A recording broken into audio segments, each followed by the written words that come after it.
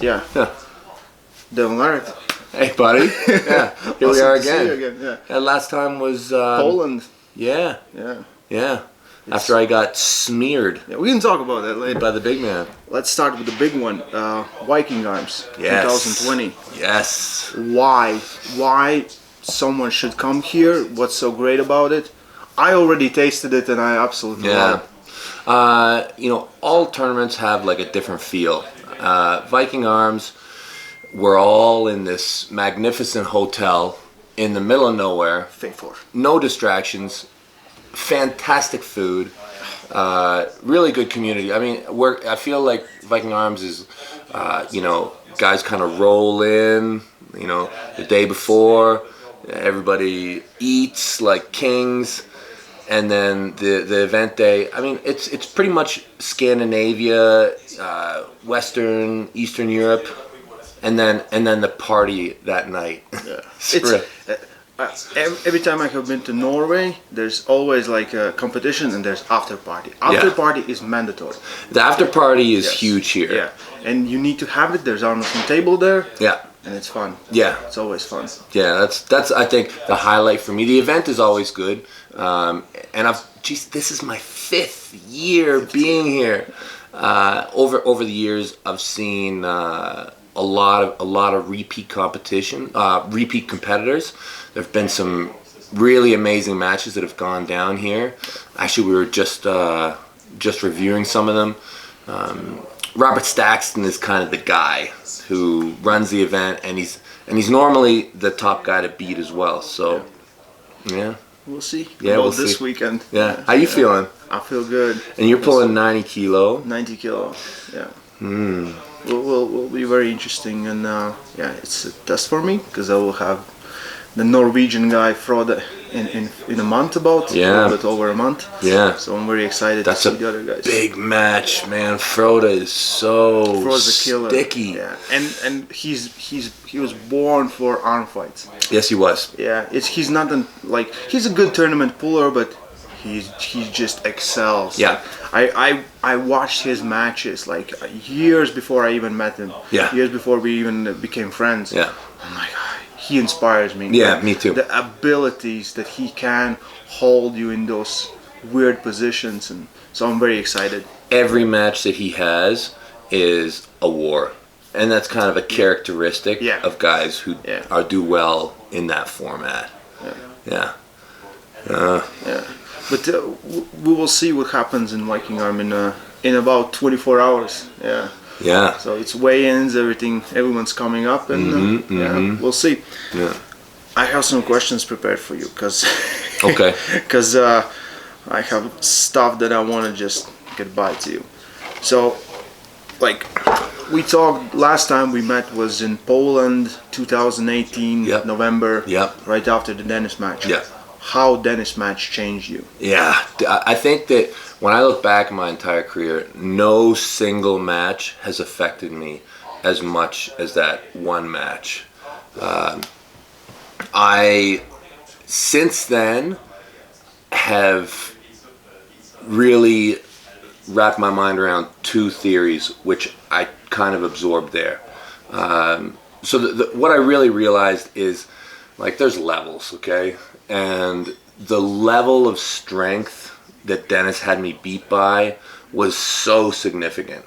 And I walked away from that match really having a really firm grasp on reality, understanding that if I want to be relevant in the super heavyweight division, this level of strength is something that I kind of have to try and work towards more than I had before. Like, I'm always working on my strength, obviously, but I thought I was kind of close-ish, not close. So what I tried to do is I tried to really absorb things from that culture. So in North America, we're very much no pain, no gain, work hard, you know, at the end of the workout, you should be smashed to bits. Yeah. And I've really abandoned those theories. I've tried to work more with no failure. So when I train, I haven't failed really in the whole time since Poland, basically, except for like the odd time when I'm messing around. But no failure, and I really try and feel good all the time. I try and work off periodization, 3s, 10s, and I've done these blocks basically since then. So it's been like a year and a half of this. My graph has been amazing when it comes to strength. All my numbers have gone up really well. I'm bigger, I'm stronger. Yeah. Do you have some way of testing you other than arm wrestling? Sometimes gym. Yeah. Do you have some lifts that you just like, okay, this is my Yes. lift. If I get better here, I Oh, feel... yeah, for sure. And you direct it to the table. Yes, everything that I do in the gym Is directly... Yeah. I do go to the gym now. For overall stuff, but... Yeah, and not even like, I mean, I'm going just like to make sure that I don't turn into a cripple earlier, you know? Yeah. But everything I do is specifically for arm wrestling. And I focus on the basics, the fundamentals so much. Just, cupping, various forms of cupping, pronation. And really, we can have a longer discussion, but really those are the two, in my opinion, most important things: cupping, pronation, especially for my style. And yeah, every day I'm trying to just slide those numbers just a little bit, just tiny, a little bit. Yeah. And over the course of a year and a half, I've had really good success. Yeah. I think like that no pain no gain mentality has been brought in just in society. Everyone's at one point everyone's like, no pain no gain. Yeah. And then you saw people dying. Yeah. Some people just died, No. And you some people, like you say, become like not cripples, but and it's like they're ending their careers young. So it's better to be healthy. Oh yeah. You go hard when you need to go hard. Exactly. Yeah. Yeah. And you go hard on table. We know that. No Pain No Gain, I think, was popularized by movies, by just kind of Western culture. But it's terrible. It's a terrible idea. Yeah. It works to some extent. I always know that for younger guys it works to some extent because everything works for younger guys. Of course. So yeah. But more you are into sport, more you have injuries, more you have everything. You need to take care of yourself. Yeah. That's very good to hear. And the body doesn't need too much stimulus. It needs the right amount of stimulus. Yeah. And anything over that stimulus is just damage. Yeah, it just slows down your progression. We usually have these discussions with Giannis and Jim, like for years we have trained almost everything, and when something is not working, you just need to find the right exercise just to activate it. That's it. It's right there. Yep. And sometimes it will be like these huge jumps that in one time in gym you can do this exercise 20 kilos and next time 60. Yeah. Because you activated it. Right. He woke up. We have everything. Yeah. So in arm wrestling, you train for a long time, and then you just need to activate. Mm-hmm. Yeah. And as well, you can't think that because I train harder, my body's gonna adapt faster. Yeah. Your body can only adapt at a certain rate. Yeah. So, that should be. I mean, patience is important. When you pile too much on something, it's because like you go to training practice, you practice super good, you do some exercise, next practice you shit, you're like, what happened? You just added something on something, and that's it. Yeah. Arm wrestling is, I think it's a long journey. It's one of those sports when it's very hard to figure out everything about training. Yeah. More you are into, less you know. Yeah. You get messed up, and there are things that work for different periods. Yes. This work did, you take it back, it doesn't work. Yeah. So when we're putting it other strength sports, it's easy. Powerlifting, they have methodics, it works. Weightlifting works. Arm wrestling, we're just like... Well, we have so many choices in arm wrestling. Yeah. Like, even though it's like a single appendage kind of fight, I mean, there's so many different vectors. Yeah.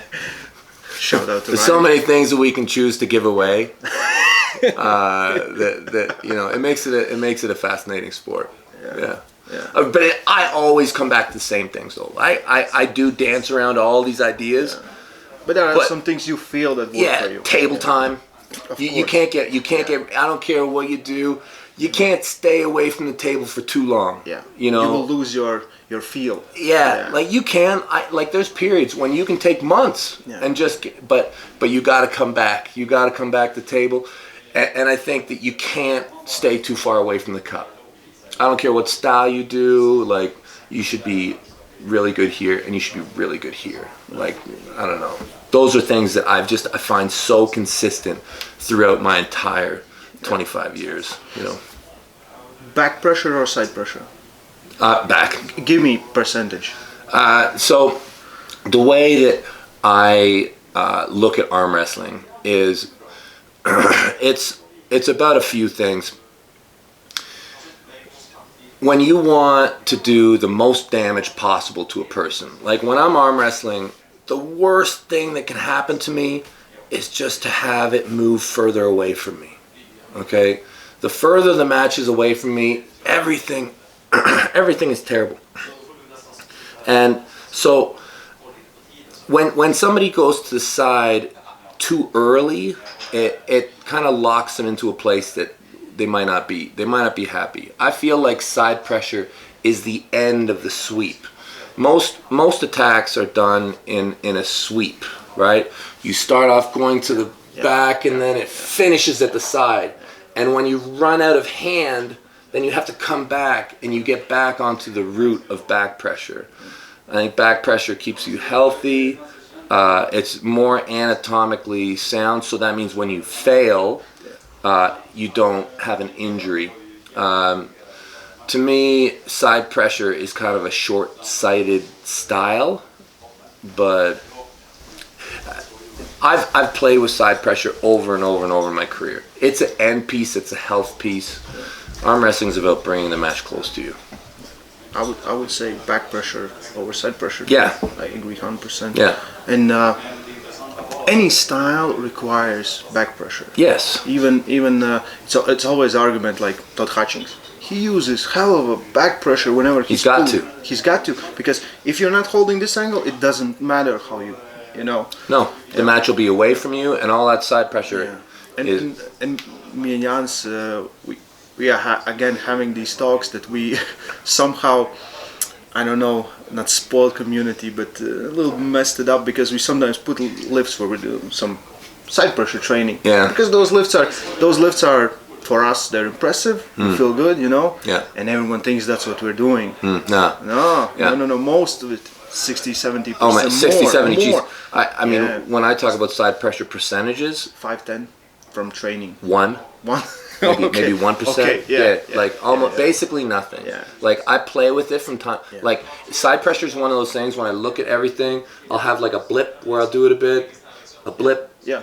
But it's basically nothing. Yeah. Side pressure is the end of everything. You do it too much, you put too much stress on your elbow, and you cannot do anything else. Yeah. Thanks. This is what I wanted to get out of you. Very small. I did the same interview with Engin, because people are like the little bit of our culture and Ryan's culture. Yeah. Because you know. Yeah, it's a tiny piece of arm wrestling. It's the smallest piece basically. When people's early in their career, they tend to fall in love with side pressure earlier. I did the same thing. And you will go through a period when you can get tremendously strong. Match stops, doesn't matter where it is, boom, okay? It's gonna blow. Yeah, at some point. It's going to. Yeah. It's not like when, it's like, you don't see guys, 10 years, 15 years into sport really be able to do that. Okay, and there's a reason, but you can back pressure, yes, forever, forever. Yeah. So the way is, I think, if you can get through the first 5 years of your career without blowing your arm, your chance of blowing it goes down more and more and more. So, yeah. Okay. Ambitions with top 8 guys. Yeah. Who do you want? How bad do you want it? And so I really love the top 8. Those guys are so good. I mean, you look at anybody on that top 8 list, and they're amazing athletes. watching the finals last year gave me a feeling that we really are very likely looking at the number 1 and number 2 arm wrestler in the world. Vitaly and Levan? Yeah, that was my thought. The WAL thing does throw a real wrench into the professional side of things. And do I think Michael can beat Levan or Vitaly? Maybe, but I don't think. I think I have to give the advantage to Levan. To watch that match, I was like, wow. I'm like, that's your crown. That's your number 1 guy. I met Levan a couple times now, and when you shake his hand, it's like it's huge. It's like, and I'm like, I don't even need to test these waters at the moment. Okay, Levan is a beast, and he's in the rightful place for him. I do have ambitions to try to be the best guy in the world. I do. If it's possible or not, we'll see. What I have to do is, I don't even have to worry about it too much, because I don't believe that I'm yet proven the number 1 guy in North America. I have to beat Michael Todd, right? So for me to want to go and pull in the top 8, that's cool, but the only reason I'm going to pull in the top 8 is because I want to win the top 8. Yeah.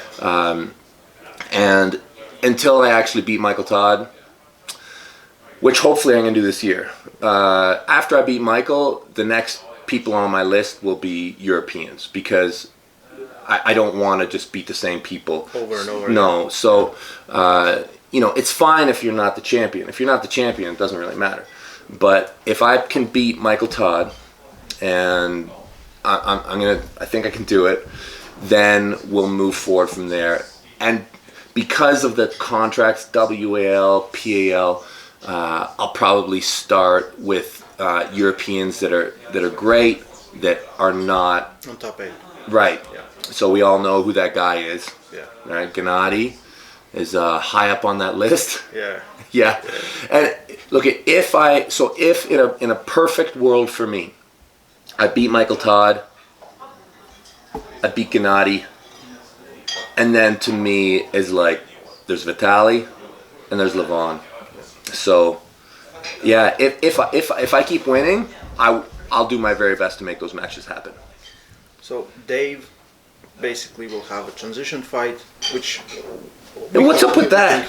What's up with Dave? Why did you leave the most shit-talkingest league in the world? It's not shit. And that, Rimkus. Dave, where were you? But do you think he's a good fit there? I think he's a better fit there. Yeah. I do. I think that Dave is. I think he's a great North American addition to the top 8. I think it continues to give them that North American validity. And when it comes to fundamental arm wrestling, you probably can't find too many guys that fundamentally arm wrestle as well as Dave Chafee. And that'll serve him really well in a league like PAL. So I think it's a good fit for him. How far can he go? I think for sure he's top 3. Like, I think he can beat guys like Brzenk. Well, actually, is Brzenk is still... Brzenk is still there, yeah. Yeah, okay. He's too heavy. Yeah, I think he should have gone 95. He had to lose so much weight there. Yeah. I think he would still do great there. Yeah, I think he could have gone 95. But anyways, whatever. So Brzenk is kind of like the number 3 guy, right? Yeah, from last year. Yeah. I think Dave can beat Brzenk. Yeah. It's just, can he beat Vitaly? Can he beat Levan? I think we can find those answers right after the first matchup. Like after the first, we'll see where Dave is at. Well, it depends on who he gets. Who he gets, yeah. So there are other transition fights like Kurdecha versus Krasimir. Interesting. Who's your pick on this one? It's very hard for me to track Kurdecha. Kurdecha is one of those guys that, like, it's like we know he's on a trajectory.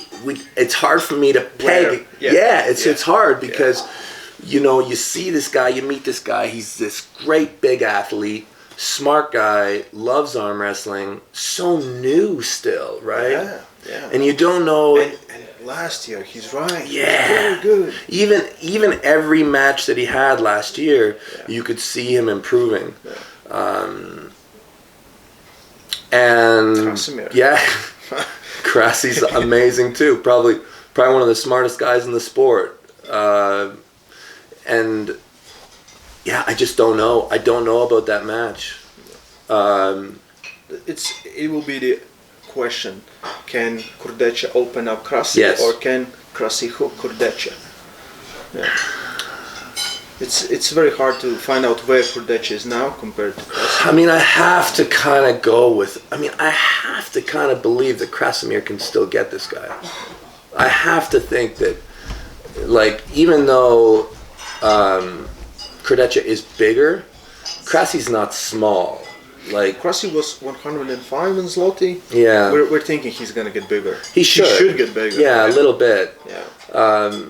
And Krasimir, and so Kurdecha and Rustam was pretty close in terms of, like, yes, Kurdecha won 6-0, but I feel like if he had it just a hair, like, he didn't smash him, right?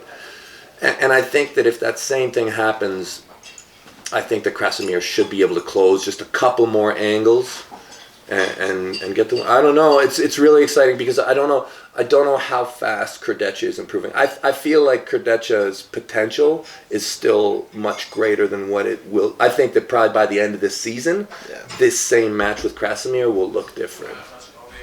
So, like, we will have Latvia will have one guy in transition. Yeah. Match. Canada will have one guy in transition match. I don't know him. No. Yeah, good luck. You know Raimond Antonovic? Yes, of course. Yeah, great arm wrestler. Fabulous. He can arm wrestle all over the place. Great hand. I watch him arm wrestle. He arm wrestles beautifully. Yeah. And your pick for this one? My pick for You have Joe Fox versus. You're gonna bury Canada now.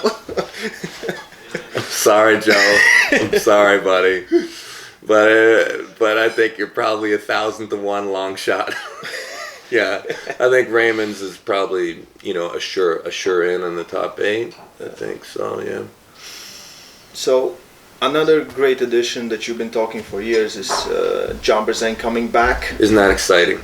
Isn't that amazing? I just want him to kick ass. Yeah, me too. Yeah. I feel like when John kind of retired, I certainly didn't believe it. Yeah. Like, I was like, I'm like, don't even say, like, he's gonna be back. Yeah. I'm like, it's inevitable. Yeah, okay, he needs some time. That's cool. So he's back. Yeah. And I feel like with John, that he wouldn't do it unless he wanted to do it and thought he could win it. Yeah, or do very, very well. And yeah, I think he's going to win. I do. I think John can win the whole thing. I mean, we've just proven over and over that in our sport, age is like just a number. Yeah, that's just a number. Yeah, it's just that's it. It's just a piece of information. It doesn't mean that you get worse. It really doesn't. I mean, at the pro level of arm wrestling, if you're still in love with the sport, I mean, we had Crazy George. I think now he's getting a bit old, maybe, but I mean, even a couple years ago, like when he was 69, I would have bet money that he was the best guy in the world at 80 kilo. Yeah. And yeah, I think John can be the best guy in the world at 95. I think he can win that. That's awesome. Yeah.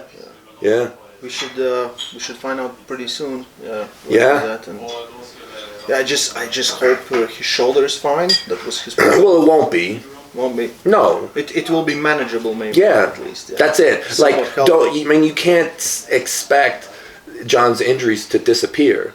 Like, but can he, with all the sum of his injuries and his strengths, come out on top? Yeah. I mean, he still has so many parts that are amazing, and if he can adjust his style, continue to find paths to victory, he has a lot to work with. Yeah. I think the big danger is Ungarbayev. Yeah. He Angarbayev looked so good versus Prudnik. and the new Ukrainian. He just needed to get the strap. Yeah. Yeah, really close. Yeah, and Oleg Petrenko. Right. Yeah. So I think that those three guys are, and I don't know, is there a fourth? Is it Rustin? Rustin, yeah. Yeah, I don't think Rustin can win. I don't think he can. Yeah, he didn't look good last year. It's hard, like, I mean, you ask and ask. Bigger guys. Yeah, but I mean, he got asked to do so much. 95 is a lot better for him. Of course, Yeah. And he was like 100, I think, when Yeah, he was competing with Kudecha and everyone else. He couldn't get any bigger. Yeah, I think he kept the max. Yeah. So, you are excited as well about top 8 in 2 classes? Yeah, it's great. Yeah. It's great. In your opinion, what's more interesting? What's more of where's more fight in 95 or open right now? Like we saw last year, like it was mostly 6-0. Yeah. It was mostly 6-0. That's it was 1-4-2. Yeah, 95 kilos should be tighter because you're set at 95 kilo. Okay. Right. In open, I mean, you got guys, the power level is all over the place. And so often at that top level, I mean, power is the big trump card.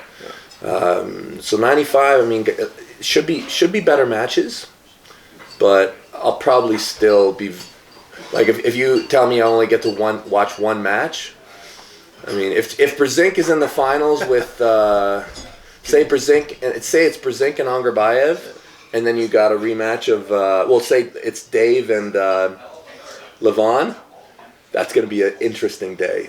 Yeah. That'll be a tough one to say which I'm more interested in. More interesting. Yeah. Yeah.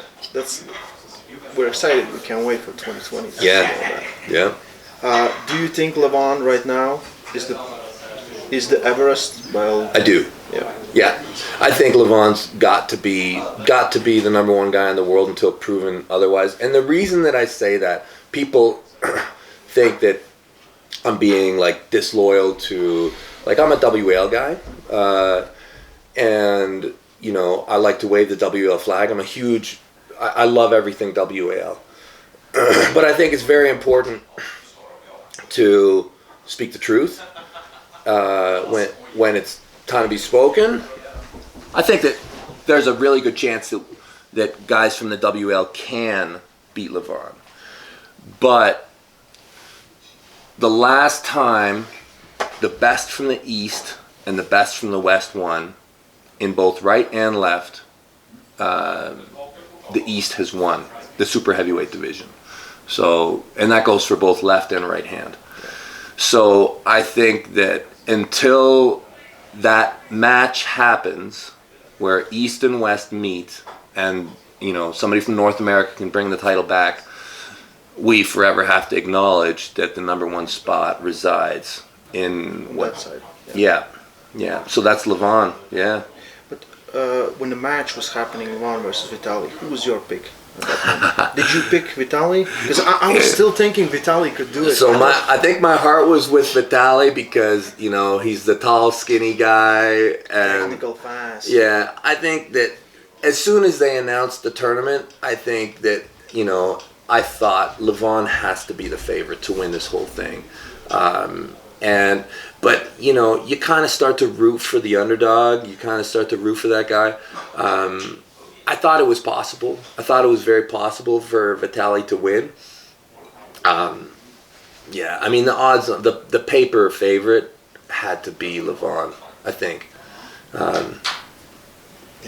I think give Vitaly another couple years, perhaps. I mean, he's still young, and they're smart there.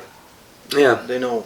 He felt. Yeah, we talked with him a little. He didn't want to do an interview. He was a little upset, you know. Yeah. But he said like he felt where he could have worked and what didn't work. Yeah. Yeah, but when he top rolled him, Levan, Vitaly, I'm like, crazy. Because I thought it's gonna be the other way. I thought he's gonna take the arm and he's just gonna I thought the same thing.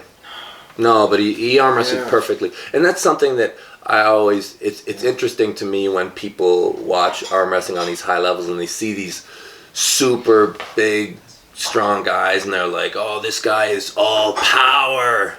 Yeah. But Levan showed that. I mean, that was really the perfect answer. It's. I think people have this. They think he's not that bright. If you talk with him, he's super smart. Yeah. He knows. It's. They always have misconception that the biggest. Everyone thought that Dennis was just strong.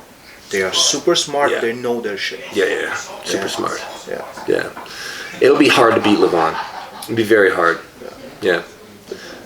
There are a few guys there, like Dave and Vitaly. In my opinion. The best thing to do to beat Levan is just give him everything he wants. Give him everything. Make him soft. Make him relax. Make him enjoy being a champion. Take the hunger away from him. Then give it to someone else. Yeah. And don't feed the other guys. No, don't feed them. Yeah. Levan's a star. Push Levan.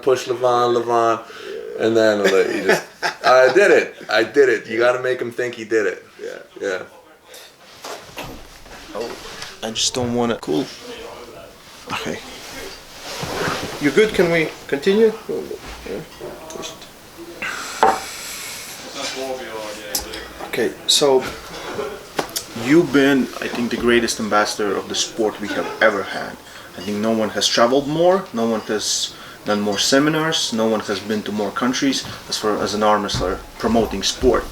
So, like, how do you do it? Because I met you yesterday in the airport. I'm like, what? Your internal clock must be messed up. Yeah, it's weird how kind of one thing kind of leads to another. It started off just me being open to the idea of doing it in the first place. I mean, years ago, I started to do seminars. Years and years ago. And then arm wrestling kind of grew, and everything kind of fell into, my life I retired. So I have a lot of time. I don't work at a regular job where I need to. So from 9 to 5 or something. Yeah, so I have the opportunity to travel if I want. And there's just a lot of opportunity right now. There's a lot of people holding events that I can help with promotion-wise, draw attention to, kind of fast track a lot of people. It's weird, like if somebody wants to do their homework on the internet, I mean, there's so many great channels. Like if somebody just watches your stuff, somebody watches, organizes a playlist and watches all the technical things that are out there on arm wrestling on YouTube, they can you don't need to go to a seminar. We have few guys that come in and they never arm wrestle. Yeah. They know stuff. They know, right. Like posting and. But it's different. Like when you actually get to grip up with somebody, and feel them. I want to, like, I have a vision of where I would love to get to. I love to be home. I love to be with my family. But there's another part of me that loves to be like really nomadic. And I'm trying to set some things up that may affect the culture of arm wrestling on a very deep level. Like, I'm trying to create something which will make what I do make even more sense. I'm trying to create something where you can basically just travel, compete. I find that I get a lot out of it as well. Like when I go to all these different places, people do train differently. They do have different ideas. They have different gifts. And if I can just start to understand a little bit of it, go home, digest, absorb these things, it does make me a better arm wrestler. And I think a better person to try and understand everything that's going on in the world. Yeah. So, but like you said, when you're home, you're home. Yeah. When I'm home, I'm mostly just spending time with my family, train. Yeah, easy days. Like, we have a lot of arm wrestlers, we have a lot of people in the sport, but there's no Devon Larratt. Professional wrestlers has this it factor. Do you know what's your it factor? because people are drawn to you. You know, there's I know a lot of people like. It's silly, but I have been to physiotherapists, and when I say like, yeah, I'm arm wrestler federation, well, do you know Devon Larratt? like, yeah, you know, I think a lot of it has to do with luck. I think that a lot of it, I was at the right place at the right time, and fate kind of exposed me. I think that this is a big part of it. I started arm wrestling at a time when nobody was really doing it. I mean, I don't want to say nobody was doing it. A lot of people were doing it, but not like now. Yeah. Not like now. And I spent, because of, there was a lot of factors that let me invest heavily into it when it didn't really make sense for me to do so. I had a job that gave me a lot of time where I could physically develop. I think that one of the things that people are drawn to is the story aspect and the emotional aspect that I try and bring into our sport. I know that, like, I know when I watch other sports, I do enjoy sports. I enjoy basketball, I enjoy soccer, you name a sport, I'll enjoy it. But if there's something more, like if there's a story or an emotional investment into some part of it, better. Yeah, it's better. So I think that that's something that I've really tried to develop in the sport. When I compete, I'll try to tell that to people, and I'll try and explain the meaning of it to people, both from my own perspective and the relation between the two people when they fight. Yeah, I think it's important. Yeah, it's just I know that even before Juji, even before Black People, all that people knew you. When we were Dennis and your matchup, people came from Latvia that don't know arm wrestling. We just we're here Latvian. I'm like, who are these people? Never met them. And they came to watch it. And I got killed. Oh no! It's amazing. I'm so glad that. Well, whatever. I'm in this place where I get to talk to people, and I get to show them. Look, I love arm wrestling. You love arm wrestling. I think that it's such a simple thing, but it can do so many great things for people. And I mean, if I have any power in this world, I think that it's my responsibility to teach people what it can do for their lives. You know. That's awesome. Yeah. Okay, I want to hear your thoughts because a lot of people are getting into sport, and again, they watch your videos, they watch some tournaments. Can you tell us the big difference between pulling in tournament, pulling in arm fights? Because you're mostly arm fight puller, and I know a lot of people don't understand the difference. They think it's the same thing. Well, I mean, it is the same thing. Like, you are arm wrestling, you're trying to win, and when you look at the whole picture, there's a lot of similarities. Like, if you want to win a tournament, a lot of the same ideas are present as winning, you know, in a super match. I'd say that the main difference in a super match is the law of attrition becomes very important. Like, attrition is like shared damage, you know? Yeah. How much you give, how much you take. Yes, is very important. In a tournament, one of the most important ideas, I believe, is efficiency. Like, fast. Yes. Yeah. Oh my God. Don't get into positions. No. If you can pull a tournament and you can get through those first few matches like easy, right? Yeah. You're doing. And one hard match just messes up everything. You're as soon as you get stopped, you are in trouble in a tournament. Yeah. Because if that other guy didn't get stopped, we all know how much. And if you get something opened, that's going to get opened all day. Anything, no matter what it is. If you get your hand opened, that muscle is going to be, it's going to be susceptible for the rest of the tournament. Super match, typically, when you are ahead of somebody, and when I mean ahead, I don't mean ahead in the count. I mean ahead in the position on the table, it's really not in your favor even to pin the person. And this is a very interesting thing that a lot of people don't realize, is this whole making a person quit idea. I mean, people joke around about it, but it's a very important concept to understand in one-on-one arm wrestling. Because a good one-on-one arm wrestler is not necessarily going to pin you when they're ahead of you. They're gonna get the spot that they need and make you think that you still have a chance. And that's the most dangerous thing.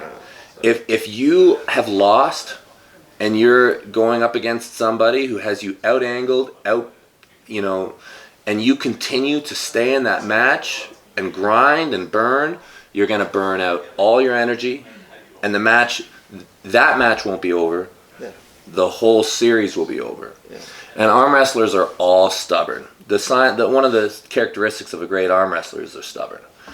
But when you are arm wrestling and you cannot submit when you are supposed to submit, it's going to result in a greater loss. It's an interesting thing to wrap your mind around. And like preparation is different as well. Like if you're competing in a tournament, you pretty much have to do your thing. You have to go where you arm wrestle, and you focus on the fundamentals of arm wrestling. When you have an opponent, you really should think about your opponent a lot more.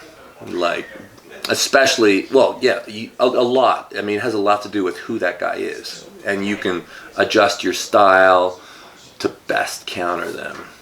Yeah. I think the biggest and the greatest thing about you when you arm wrestle is that you will try to beat the guys in their strongest position. Yeah. It's not always you're gonna do it from the round one. Right. You will try, like that recently happened with Wagner. He was just pressing, and you just hold him in the middle of the round. Right. So that's your mindset. Well, I think that, like, again, when it comes to winning and losing, it's not that simple. There's a spectrum, right? You can say the guy won, but actually I feel like he lost. You hear that sometimes. You can say a guy won, yeah, it was a good match, or you can say, yeah, the guy won, he destroyed him, right? So I'm always trying to make my win bigger.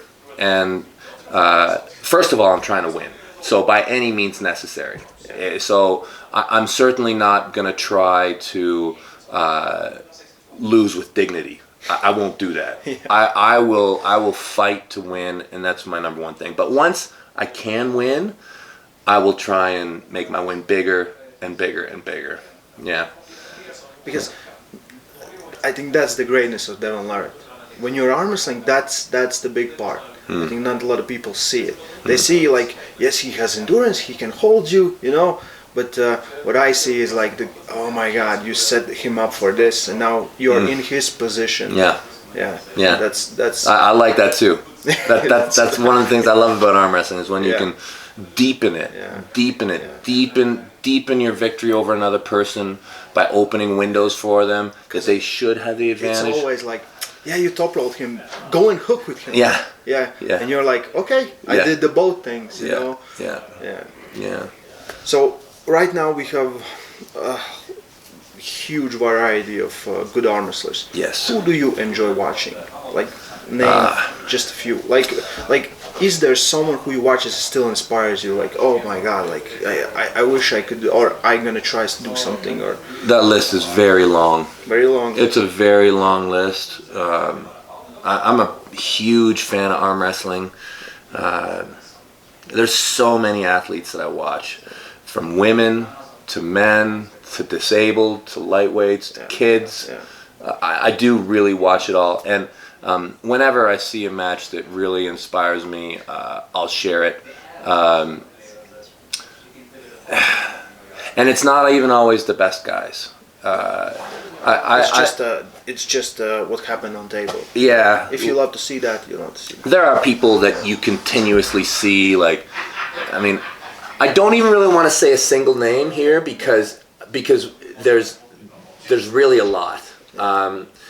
But I just, I love it when I'm watching a match and I become emotionally attached to the outcome, or it gets me, like, it's not just routine. And I find that a lot. I'll be watching arm wrestling, skimming through stuff, and I'll see a match that I see how hard the person is fighting or struggling, and win or lose. Yeah. And a lot of the guys that I'm trying to bring into the bottom 8 are people who make me feel that way a little bit from time to time. Yeah. It's not one. It's just you're a fan of the sport. I'm a big fan of the sport. There's, like, I could give you a list of 10 names. Like, there's a lot of great arm wrestlers out there from all over the world, and I still do get a ton of inspiration from many of them. Yeah, that's awesome. Sometimes people just say 1-2 words and that's their list, and I see that you're really. No, I don't want to even say a name, because then I'll have to say 10 names, right? Yeah. There's a lot of great arm wrestlers out there. So. Okay, another great thing that you did last year started as a parody. It was Bottom 8. Yeah. And it was such a huge thing. So crazy. Yeah. And like, I think everyone on that list just get bigger from this event. Like, I didn't know about Beaver Pumper before. And love Beaver. Love that guy. Watch those videos. Yeah. So, just a little bit of what's going to happen this year. Yeah. So, it's like my birthday celebration now. I think that's going to be my plan from now until I'm going to hold this one event a year. And the goal of it is to have fun and to highlight arm wrestling. And that doesn't even mean high-level arm wrestling. That just means good. Yeah, just highlight fun arm wrestling. We have this year, instead of Bottom 8, we have Bottom 8 matches.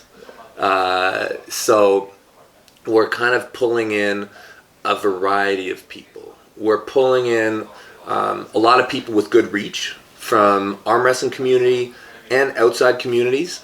And then we're pulling in people who I think should be highlighted. Okay, we're pulling in a lot of the old guys from last year's event. And then we're pulling in a whole bunch of new ones that I think are so good additions. There will be an open event that follows. Okay, so everybody can come and not just watch. You can arm wrestle too. April 25th. The venue is still to be confirmed. I'm really hunting for the best deal possible for the guys, okay? So whatever can kind of give us the most. I've thrown out feelers in Saudi Arabia, Las Vegas, and a bunch of places in Ontario. It'll most likely be in Ontario again, close to, who knows, it might be in the same place we had it last year. But I'll probably, around the time that this video comes out, probably within a week or two, that'll be out, and the full card will be laid out, and we'll just be building hype. Yeah. I'm still waiting for my match. Yeah, well, I'm gonna see exactly how you do. I don't know. You might be too good. I don't know. We might have to weaken you up a bit. We might have to say, like, in order for you to be in the Bottom 8, you have to spend one night with Evan Burgoyne before the event. And not say no to anything. And not say no. Yeah. Or at least just do whatever he does. You just have to follow him and do what he does. Shot by shot. Yeah. And then maybe you'd probably be Bottom 8 material. Yeah. Like last year, like, you were doing a live stream and I turned it off, and I think the whole idea in my head was like, it's so silly, but I watched the whole thing. It was so entertaining. It was so cool. It's neat, you know, like it started off with watching the top 8. And so love arm wrestling. I'm watching the top 8 for sure. But what I see with the top 8 is the level of these guys. It's amazing, okay? And let's be honest, unreachable for 90 plus percent of the population don't even dream about it. Okay, but bottom 8.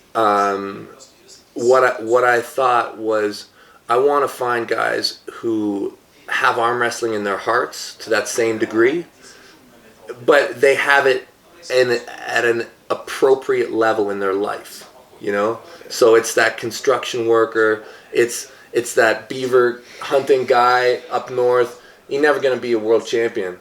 He loves arm wrestling, and I want to highlight how arm wrestling fits into everybody's life. You know, just have fun with it. And I think it's more relatable for most people. Most people can be like, you know, I could be like, that could be me. Like, I could be a bottom 8 guy. Like, you know, and they follow them and they identify with them more. Easy to identify with these people. So Ryan Fall? Did you You're right. Ryan Fall back? Ryan, what happened to you, man? Ryan was like going so good. He fell in love with the hand is a choice. What is that thing? Yeah. He said, Giving up your hand is a choice. and then he goes to Nemiroff and he makes that choice and just gets smashed. Man. Yeah. Maybe, I don't know, he did that choice. That was his choice, I guess. Yeah. Man, bad choice. Yeah. So originally what I said was, the guy who wins the top 8 is gone. The guy who loses the top 8 is gone. Right, sorry, bottom 8. Bottom 8. Don't mix those up. Oh my God. Bottom 8, top of the bottom 8 is gone. Bottom of the bottom 8 is gone. But because he sucks so much, he's back. And because Beaver's so cool, I brought him back in again too. So, yeah. Yeah, it will be fun. Yeah, it'll be great. Very excited for that. Yeah. Well, I forgot what I wanted to ask. I had one more thing to ask you. Oh, okay. So this is 2020. Yeah. And my opinion, the best time for arm wrestling. We have more competitions there. There's more money there. There's more exposure than ever. Yeah. Do you feel that way? Yes. And this isn't the top. No. I love where we've gone. I feel like the last 5 or so years has been the 5. Like our sport has always been here. Arm wrestling has probably one of the oldest sports that there's ever been. Yeah. And if you look back, like my friend Eric Hussein runs Arm Wrestling Archives, and he's told me like he's really looked at the sport a lot, and there have been some spikes. Yeah. Like if you look back like 100 years ago, like there was some spikes for arm wrestling, like. But yeah, we're definitely in a bubble right now. We'll see how far it goes. I think that correctly managed, and if the people on top really love the sport and are a little bit selfless about it, it should continue to go that way. I think that still from here we have potential of the pro side continuing to grow. Like that's just going to keep on going. Like so that means that our best superstars will go from living comfortable to maybe actually like living good. Yeah, living really good. And that's a nice step forward. And even just that leads to a whole bunch of growth. The Olympic dream, it's still possible. Okay. If arm wrestling gets in everyone's mouths and heads, I think then it's possible. Yeah, of course it's possible. Yeah. And whether that's from a parasite to start with or whatever, that's a nice possibility. I think that something that a lot of people don't realize is the women's growth. And I think that like when you still look at arm wrestling today, you're probably looking at like 95% is guys and 5% is girls. Yeah. That's probably, but I think that I think we have some really strong women in the sport at the moment who... If Sarah or Gabi is arm wrestling, you're going to watch that. Yes. You're going to watch that. Yeah. It helps. Yeah, it does help a lot. So I think that so long as we continue to highlight the female stars of our sport, that's going to lead to a lot of growth that we haven't really had in a long time. Right. And then I think that once we really figure out how to use our cell phones, and we haven't really tied that into our sport properly yet. And I think that these 4 things, I think if you fast forward 5 years from now, we're going to look back on this and be like, wow, we still didn't have it. Yeah. I'm quite optimistic. That's awesome. I hope for continuous growth of arm wrestling. Yeah. We just, I think every year it's better.